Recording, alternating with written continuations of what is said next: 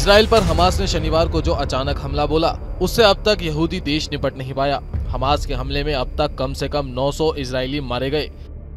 इस हमले में अमेरिका, ब्रिटेन, थाईलैंड, नेपाल समेत कई देशों के भी नागरिकों की मौत हुई। इसराइल ने भी गाजा पट्टी पर हमला शुरू कर दिया, जिसमें करीब 700 फिलिस्तीनी मारे गए। हालांकि इसराइल उस तरह से आक्रामक हमले नहीं कर पा रहा है जैसे उम्मीद थी। इसकी वजह यह है कि हमास ने उसके कई नागरिकों को बंधक बना लिया और उनका इस्तेमाल कर इसराइल की ताकत को कमजोर कर रहा है। इसी के साथ हमास ने संकेत भी दे दिए कि वह लंबी जंग के लिए तैयार है। बेरूत में रह रहे हमास के एक आतंकी ने कहा कि हम लंबे युद्ध के लिए तैयार हैं। उसने कहा कि हमारे पास रॉकेटों और मिसाइलों का बड़ा जखीरा है जो काफी दिनों तक चलने वाला है। दरअसल गाजा पट्टी में हमास के आतंकियों ने करीब 100 लोगों को बंधक बना रखा है। उनके वीडियो बनाकर हमास शेयर कर रहा है और धमकियां दे रहा है।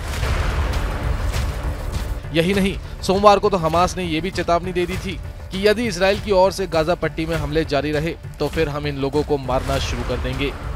फिलिस्तीनी उग्रवादियों ने इसराइल पर जमीन से लेकर समुद्र तक से हमला बोला था। इसराइल के लिए शनिवार का दिन इतिहास का सबसे काला दिन बन गया। अब तक इसराइल की ओर से मारे गए लोगों की संख्या 900 तक जा पहुंची है।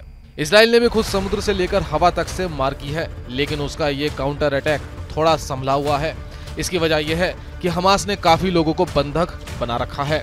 इसराइल ने सीमा पर 3 लाख से ज्यादा सैनिकों को तैनात कर दिया। रिजर्व सैनिकों को भी ड्यूटी पर बुलाया गया। साफ है कि इसराइल की ओर से जमीन पर भी गाजा पर तगड़ा हमला किया जा सकता है। खबर है कि गाजा पट्टी में सुरंगों और बेसमेंट्स में आतंकी बंधकों को लेकर छिपे हैं। ऐसे में इन लोगों को छुड़ाते हुए आतंकियों से निपटना एक चुनौती होगी।